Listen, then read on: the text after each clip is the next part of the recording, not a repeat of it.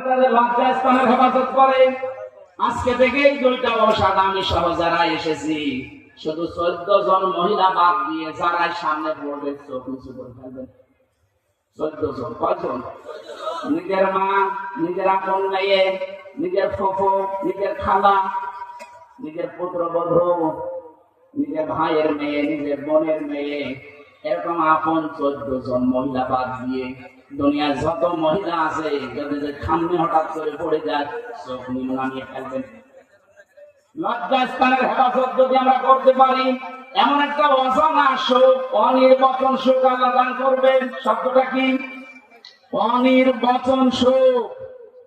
আপনি সত্যি যদি 15 দিন এভাবে টিকে থাকতে পারেন, এই গোনা থেকে বেঁচে থাকতে পারেন, যালিকা আযকা লাহুম, এইটাই পবিত্রতা।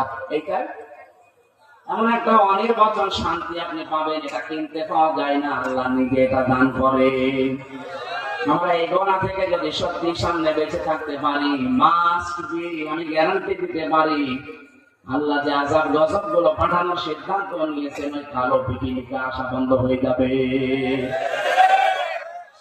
এতটুকুই শেষ না, নবীজি বলেন এই যে পিপিলিকা গুলো আসে আবার এখান থেকে যায় তোমাদের পাপ গুলো, তোমরা যদি জনপদের লোকেরা, গ্রামের লোকেরা আল্লাহর উপরে ঈমান আনার পরে যদি তাকওয়া অবলম্বন করে চলতে পারো, ওয়ালাউ আন্না আহলাল কুরা আমানু ওয়াত্তাকাউ লাফাতাহনা আলাইহিম বারাকাতিন মিনাস সামাই ওয়াল আরদ।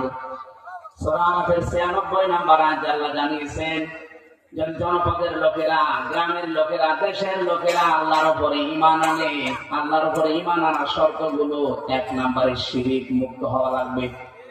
কথা বলেন কেন?